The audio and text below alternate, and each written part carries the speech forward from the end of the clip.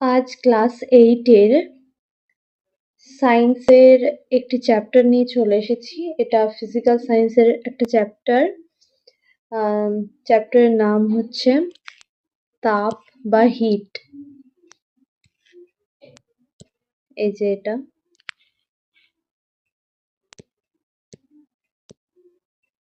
তাপ বা হিট।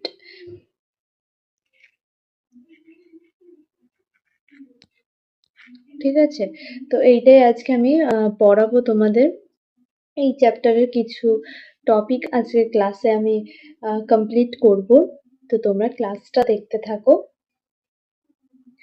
প্রথমেই বলছে যে তাপের পরিমাপ ও একক এটা রয়েছে। তো এটা দেখতে গেলে আগে আমাদের জানতে হবে যে বস্তুর উষ্ণতা বাড়াতে প্রয়োজনীয় তাপ কোন কোন বিষয়ের উপর নির্ভর করছে। ঠিক আছে, এই যে এখানে বলা রয়েছে যে বস্তুর উষ্ণতা বাড়াতে প্রয়োজনীয় তাপ নির্ভর করে এই তিনটে বিষয়ের উপর। এখানে দেখো রয়েছে 1 নাম্বার, 2 নাম্বার আর 3 নাম্বার, তিনটে পয়েন্ট দেয়া রয়েছে। কি কি না, প্রথমে বলছে যে বস্তুর উষ্ণতা বৃদ্ধির পরিমাণের ওপর, বস্তুর ভরের ওপর আর বস্তুর উপাদান, এই তিনটের ওপর কিন্তু বস্তুর উষ্ণতা বাড়াতে প্রয়োজনীয় তাপ নির্ভর করছে। ঠিক আছে, বেশ। এরপরে কি আছে দেখবো, এবং এই যে তাপটা নির্ভর করছে উল্লেখিত যে বিষয়গুলো বললাম সেগুলোর ওপর কিভাবে, সেটা এবার একটু দেখো। দেখো এখানে বলছে যে নির্দিষ্ট ভরের জলের উষ্ণতা 25 ডিগ্রি সেন্টিগ্রেড বাড়াতে যে পরিমাণ তাপ প্রয়োজন হয়, ওই একই ভরের উষ্ণতা 50 ডিগ্রি সেন্টিগ্রেড বাড়াতে তার দ্বিগুণ তাপ প্রয়োজন হচ্ছে। ঠিক আছে, তার মানে দ্বিগুণ টেম্পারেচার বাড়ানোর জন্য দ্বিগুণ কিন্তু তাপ বাড়ছে, তাই তো? তাহলে দেখো নিচের যে জিনিসটা রয়েছে বলছে, এখানে রয়েছে দেখো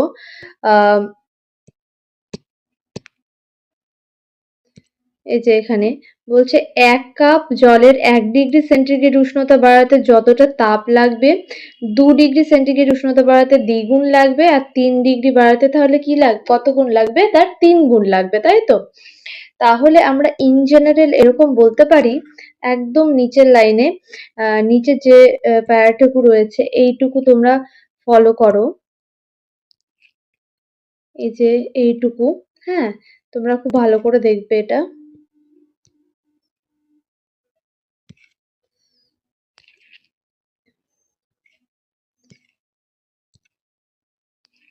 এই যে এটা এইটুকু, ঠিক আছে? তাহলে দেখো কি বলছে এখানে, বলছে ধরা যাক m গ্রাম ভরের জলের উষ্ণতা t ডিগ্রি সেন্টিগ্রেড বাড়াতে q পরিমাণ তাপ লাগে।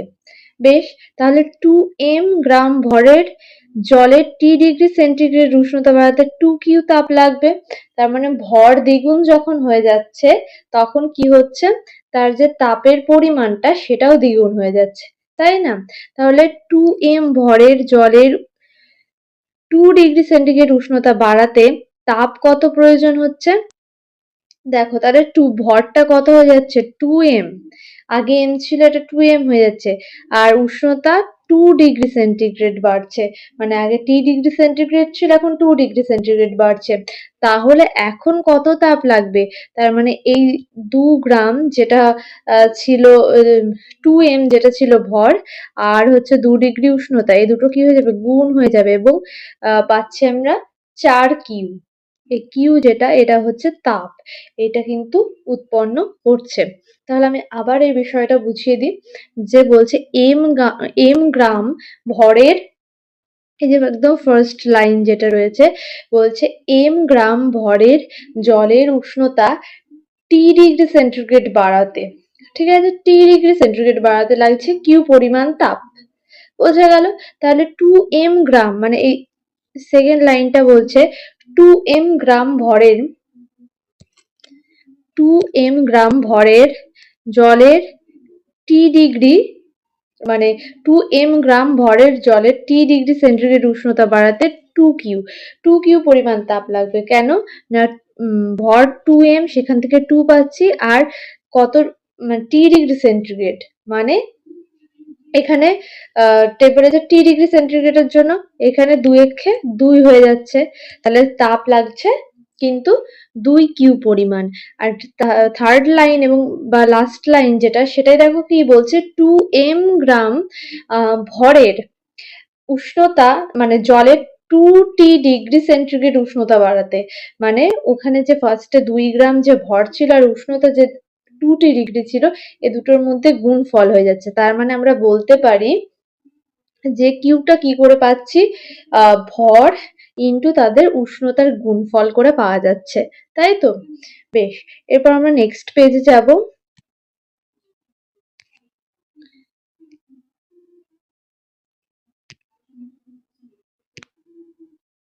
নেক্সট পেজে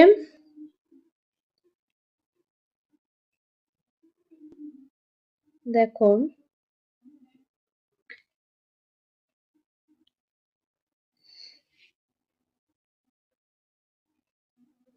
তাহলে ওইখানে যে ঘটনাটা ঘটছিল, যে 2 এম ভরের, তাই তো, 2 এম ভরের আর 2 ডিগ্রি সেন্টিগ্রেড উষ্ণতায়, 2 ডিগ্রি সেন্টিগ্রেড উষ্ণতায় কি হচ্ছিল, সেখানে কত তাপ লাগবে, তাহলে এই দুটোর গুণফল, মানে তখন লাগছিল 4 কিউ তাপ।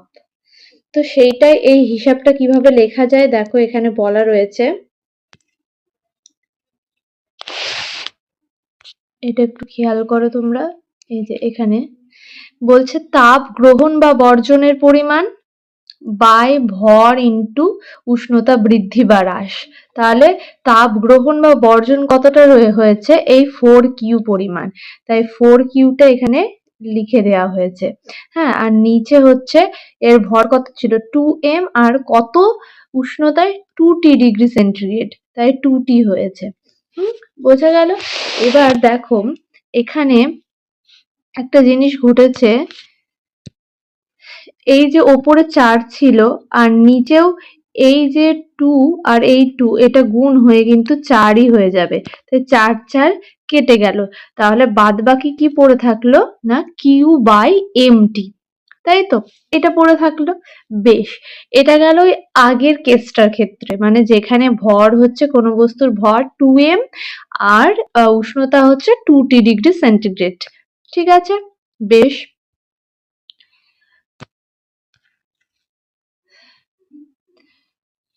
আচ্ছা, এটা আমি মুছে দিলাম। এবার দেখো এখানে বলছে 5 গ্রাম, একইভাবে ওইটার মতো 5 গ্রাম ভরের জলের উষ্ণতা 60 ডিগ্রি বাড়াতে, তাহলে কত তাপ লাগবে, সেই ভর আর উষ্ণতার গুণফল হয়ে যাবে, এম ইন্টু টি এর গুণফল হয়ে যাবে, তাই তো, তাহলে কত হয়ে যাবে, যে 5 6 30 কিউ পরিমাণ তাপ লাগবে। ঠিক আছে, এবার এক্ষেত্রেও কিরকম লিখতে পারি, যে তাপ গ্রহণ বা বর্জনের পরিমাণ কত, এখানে তাপ গ্রহণ বা বর্জনের পরিমাণ 30 কিউ, যেটা পেলাম, আর নিচে ভর ইন্টু উষ্ণতা বৃদ্ধি বা হ্রাস, এই যে 5m ইন্টু 60।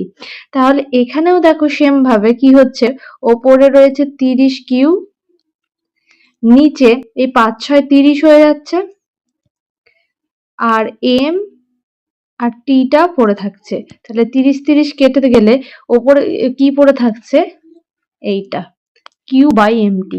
দেখো তো ফার্স্টের এটার ক্ষেত্রে এটা পড়ে আছে, এটাও, তাহলে এই দুটো কিন্তু সেম হয়ে যাচ্ছে, তাই নয় কি? মানে যাই হোক না কেন, এই এই যে কিউ বাই এমটি, এই জিনিসটা কিন্তু পড়ে থাকছে। তাহলে দেখো নিচে ওইটাই বলা রয়েছে, কি বলছে দেখো, বলছে অর্থাৎ দেখা যাচ্ছে পদার্থের বা জলের জন্য তাপ গ্রহণ বা বর্জনের পরিমাণ বাই ভর বা উষ্ণতা বৃদ্ধি বা হ্রাস, এর মান সবসময় একই থাকে, তা সে বস্তুটির ভর বা উষ্ণতার পরিমাণ যাই হোক না কেন, মানে যেভাবেই বদলাক না কেন।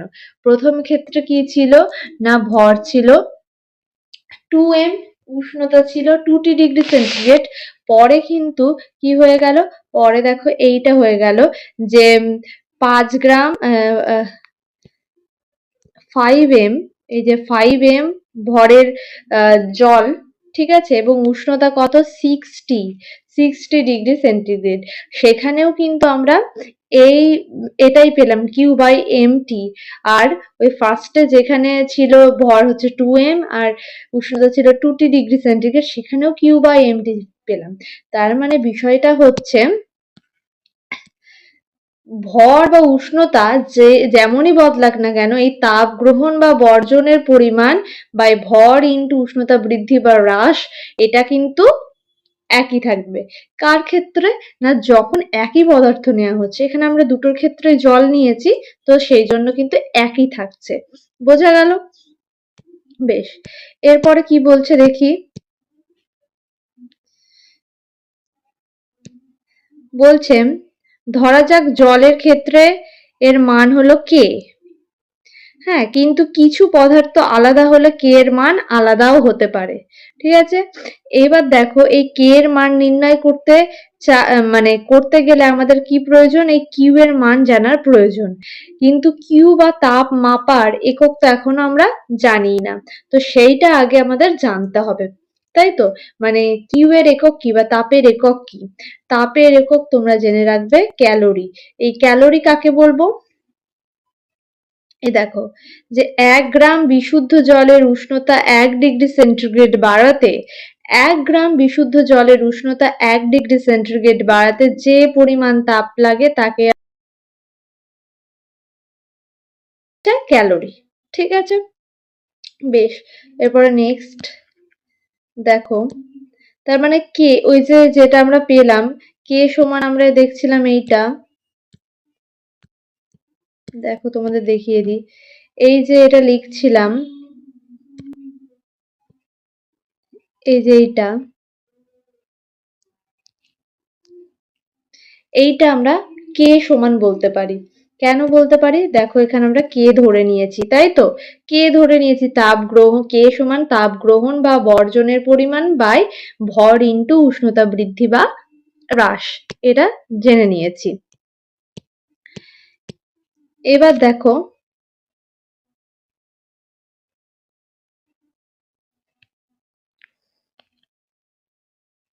এখানে দেখো, তার মানে কে, এই যে এইটা কে সমান কিউ, কিউ মানে গৃহীত তাপ বা বর্জিত তাপ, বাই এম হচ্ছে ভর ইন্টু টি মানে উষ্ণতা। ঠিক আছে, তাহলে এবার কিউ সমান কি পাওয়া গেল, এইটা কিউ হয়ে গেলে এইদিকে ক্রস গুণ হয়ে যাবে, তাহলে হয়ে যাবে কে এম টি। ঠিক আছে, এবার ক্যালোরির সংজ্ঞা অনুযায়ী, ক্যালোরির সংজ্ঞা অনুযায়ী আমরা কি পেয়েছি দেখে নাও তোমরা একটু।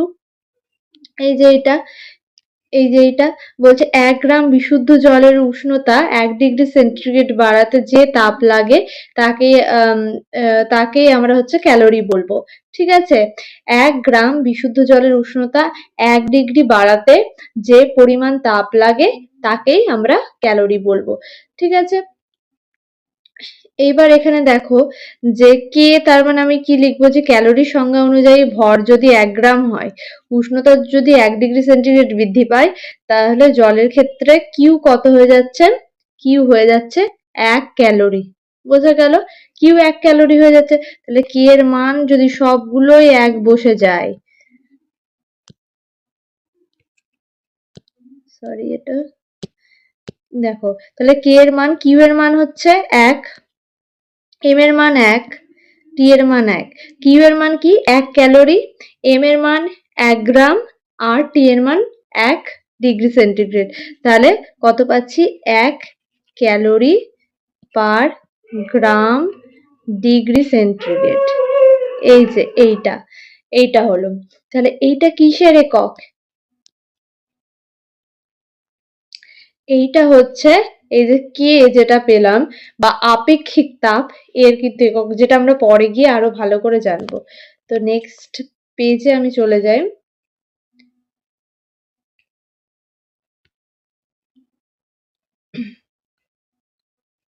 দেখো এখানে একটা পরীক্ষা দেওয়া হয়েছে, কি বলেছে না প্রথমে এখানে 60 গ্রাম জল ছিল 25 ডিগ্রি সেন্টিগ্রেড উষ্ণতায়। এরপরে সেকেন্ডে রয়েছে 120 গ্রামের একটি বস্তু যার উষ্ণতা হচ্ছে 100 ডিগ্রি সেন্টিগ্রেড।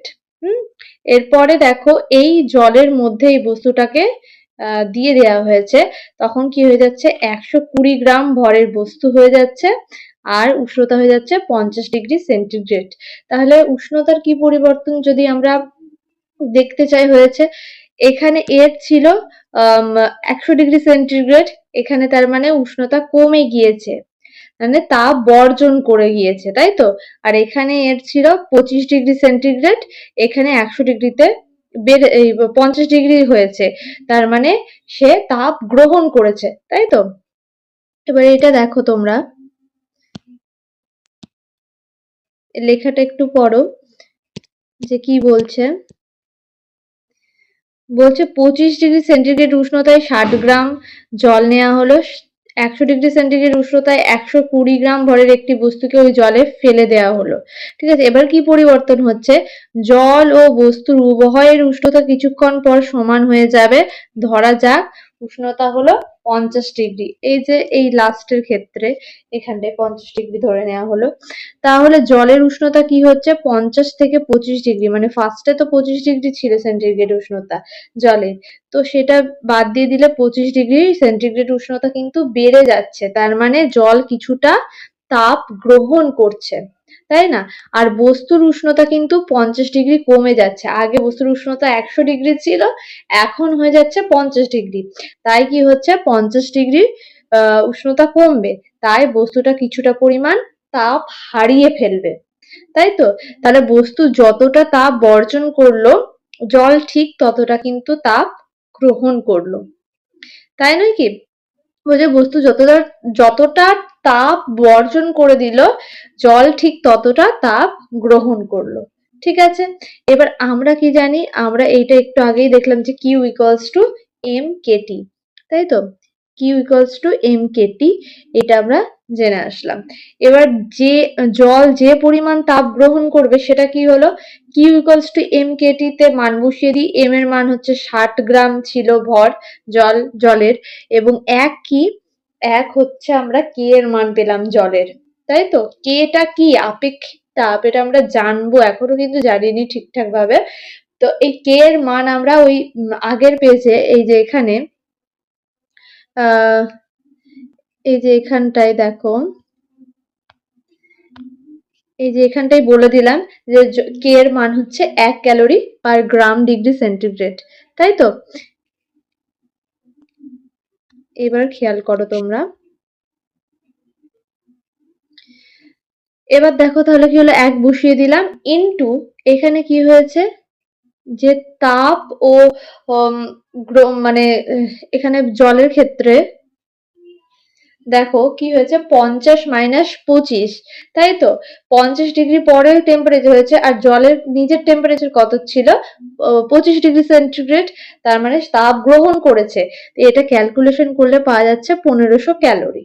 ঠিক আছে, এরপর যে বস্তু তাপ বর্জন করলো তার ক্ষেত্রে তার ভর ছিল 120, তার আপেক্ষিক তাপ বা কে এর মান আমরা জানি না, আর সে যতটা তাপ বর্জন করলো পরে গিয়ে হয়েছে 50, তার নিজের যে তাপ ছিল 100, তাহলে 50 সে বর্জন করে দিল, তাই তো? তাহলে এখান থেকে আমি পেলাম 6000 কে ক্যালোরি।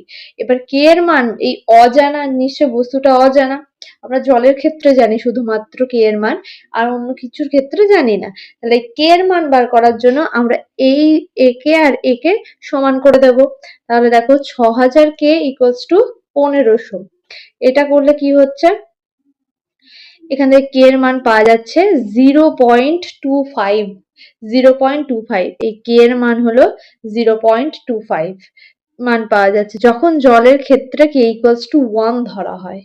ঠিক আছে, তার মানে এই যে জলের ক্ষেত্রে কে ইকুয়ালস টু 1 না হলে, অন্য কিছু ধরা হলে বস্তুটির ক্ষেত্রে কে এর মান অন্য হতো, তাই অর্থাৎ কে এর মান হচ্ছে আপেক্ষিক। ঠিক আছে, কে এর মান 1 ধরা হয়েছে বলেই এই বস্তুটার ক্ষেত্রে কিন্তু কে এর মান 0.25। যদি কে এর মান অন্য ধরা হতো 2, 3 এরকম কিছু ধরা হতো তাহলে কিন্তু এই বস্তুটার ক্ষেত্রে কে এর মান অন্য পাওয়া যেত। তাই কে এর মান হচ্ছে কিন্তু আপেক্ষিক। তাই এই যে Q equals to mkt এই যে সমীকরণটা রয়েছে এখানে কে কে বলা হয় কি আপেক্ষিক তাপ, যেখানে টি হলো উষ্ণতার পরিবর্তন। এটা ভেরি ভেরি ইম্পর্টেন্ট। টি উষ্ণতার পরিবর্তন বলতে কি, প্রথমে যদি মনে করি T1 ছিল, T1 ডিগ্রি সেন্টিগ্রেড টেম্পারেচার থেকে পরিবর্তিত হয়ে T2 ডিগ্রি সেন্টিগ্রেড হলো, তাহলে পরিবর্তনটা T2 মাইনাস T1 এইটা হবে। ঠিক আছে, বেশ। এরপর নেক্সট পেজে চলে যাই।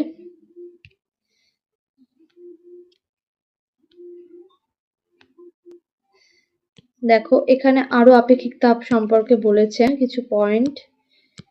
বলছে আপেক্ষিক তাপকে সাধারণত এস দ্বারা প্রকাশ করা হয়। ঠিক আছে, ওই কেটাকে রিপ্লেস করা হবে এস দ্বারা। তাহলে কি পাওয়া যাচ্ছে, Q equals to M S T two minus T one. ওই যে আমি বলে দিলাম যে টি টু থেকে বৃদ্ধি পেয়ে টি ওয়ান থেকে বৃদ্ধি পেয়ে টি টু হলে টেম্পারেচার, তাহলে হচ্ছে টি টু মাইনাস টি ওয়ান হয়ে যাবে।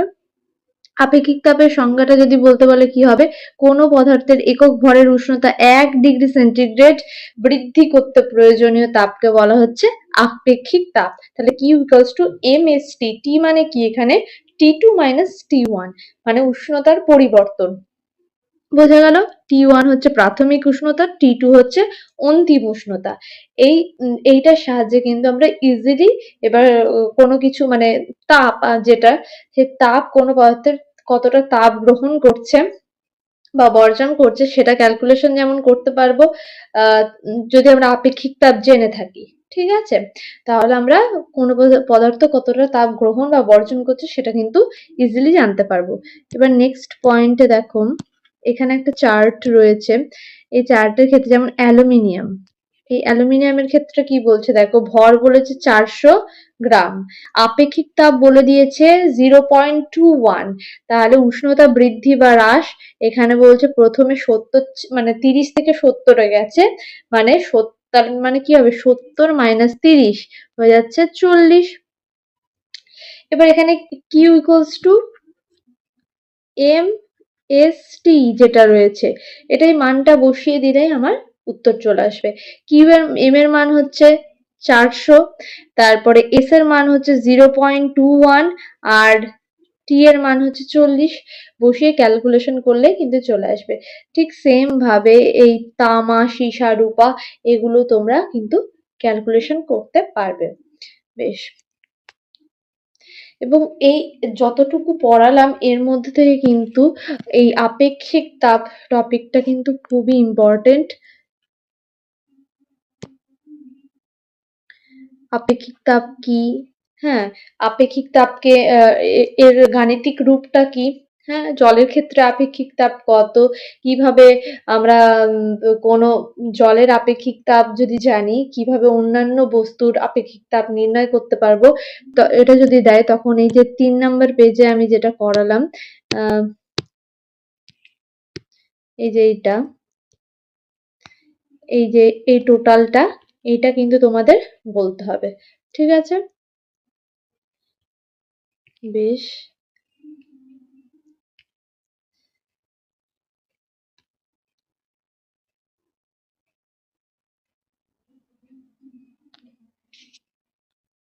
আর আজকের এটা আপেক্ষিক তাপটা নিয়ে বেশিরভাগ আলোচনা হলো। আর একটা জিনিস বলবো, সেটা হচ্ছে অবস্থার পরিবর্তন ও লিন তাপের ধারণা, এটা একটু বলে দিই।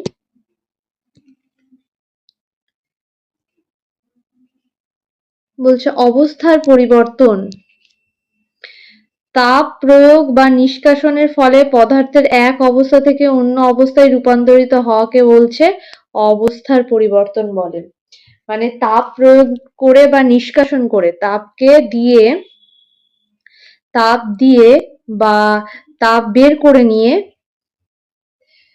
এক অবস্থা থেকে অন্য অবস্থায় পরিণত করাকে বলা হচ্ছে অবস্থার পরিবর্তন। যেমন যখন জল ছিল, জলকে যদি জলের থেকে আমরা তাপ নিয়ে নিই, জলকে ঠান্ডা করা হয়, তাহলে সে বরফে পরিণত হয়ে যাচ্ছে, মানে তরল থেকে তখন কঠিনে পরিণত হয়ে যাচ্ছে। আবার যখন জলের মধ্যে তাপ দিচ্ছি, হিট দেয়া হচ্ছে, তখন সেটা জলীয় বাষ্পে পরিণত হয়ে যাচ্ছে, মানে তাপ দেওয়ার ফলে সেটা গ্যাসীয় দশায় চলে যাচ্ছে তরল থেকে। তাহলে এইভাবে কিন্তু অবস্থার পরিবর্তন ঘটছে, তাই তো? এই বিষয়টাই এখানে বলা রয়েছে। এই যে নিচে এখানে সব বলা রয়েছে, গলন কি, যে বরফ যদি তাপ গ্রহণ করে, ঠিক আছে, এই যে বরফ যদি তাপ গ্রহণ করে, তাপ গ্রহণ করার ফলে কিন্তু তার যে একটা অবস্থার পরিবর্তন হবে, মানে বরফ গলতে শুরু করে দেবে, এটাকে বলা হচ্ছে গলন। আর যে উষ্ণতায় হচ্ছে কোনো কঠিন পদার্থ তরলে পরিণত হতে শুরু করে, তাকেই বলা হচ্ছে গলনাঙ্ক। যেমন বরফ যে পয়েন্টে এসে গলতে শুরু করছে, সেটাকে আমরা বলবো যে তার গলনাঙ্ক।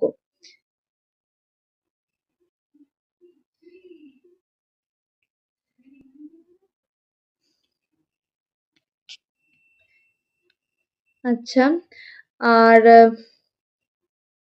লিন তাপ মেনলি এটাই যে তার অবস্থার পরিবর্তন হয় লিন তাপের ক্ষেত্রে, ঠিক আছে।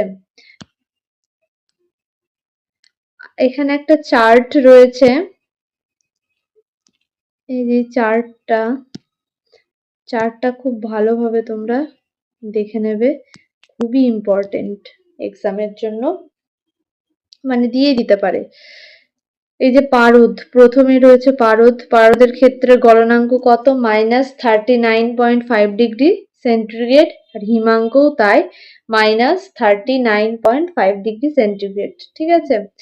কঠিনী ভবন কি, কঠিনী ভবন হচ্ছে তরল যখন তাপ বর্জন করে কঠিনে পরিণত হচ্ছে, যেমন ওই যে জল যখন বরফে পরিণত হচ্ছে, সেটাকে কঠিনী ভবন বলছে। অবস্থার এই পরিবর্তনের সময় তরলটির উষ্ণতার কোনো মানে পরিবর্তন হয় না, ঠিক আছে, জাস্ট অবস্থার পরিবর্তন হচ্ছে, কিন্তু উষ্ণতার কিন্তু কোনো পরিবর্তন ঘটে না, এটা মনে রাখতে হবে। এরপরে দেখো হিমাঙ্ক কি, এখানে বলছে তরল পদার্থ তাপ বর্জন করলে এক সময় জমে কঠিন পদার্থে পরিণত হয়, সেক্ষেত্রে ঘটনাটি কোনো না কোনো নির্দিষ্ট উষ্ণতাতেই ঘটে, ঠিক আছে। এক ধরনের তরল পদার্থের ক্ষেত্রে এই উষ্ণতা এক এক রকমের হয়, ওই নির্দিষ্ট উষ্ণতা ওই তরল পদার্থগুলির হিমাঙ্ক বলা হয়। এবার এই যে চার্টটা বলে দিলাম, এই চার্টটা প্রত্যেকে খুব ভালোভাবে খেয়াল করবে। দেখো বরফের ক্ষেত্রে গলনাঙ্ক তো 0, হিমাঙ্ক 0, এটা তো খুব ইজি। সোনার ক্ষেত্রে 1063 ডিগ্রি গলনাঙ্ক, হিমাঙ্কও তাই। তামার ক্ষেত্রে 1083, আর ঢালাই লোহার ক্ষেত্রে 1200, ঠিক আছে। তো আজকে এই যে কটা জিনিস পড়ালাম, সব কটা তোমরা মানে যেগুলো স্টার বলে দিলাম অবশ্যই কিন্তু মার্ক করে নেবে। আর বলছে কাঁচ, মাখন, চর্বি, মোম, পিচ ইত্যাদির কোনো কিন্তু গলনাঙ্ক বা হিমাঙ্ক থাকে না। এইসব পদার্থের গলনাঙ্ক ও হিমাঙ্কের মান সমানও হয় না। তো আজকের ক্লাসটা এইটুকুই থাকলো, এবং যে জিনিসগুলো পড়ালাম খুব ভালোভাবে রেডি করো। নেক্সট দিন আরো যে টপিক গুলো রয়েছে এই ক্লাসের, সেগুলো আলোচনা করব। তো আজকের ক্লাসটা এইটুকু।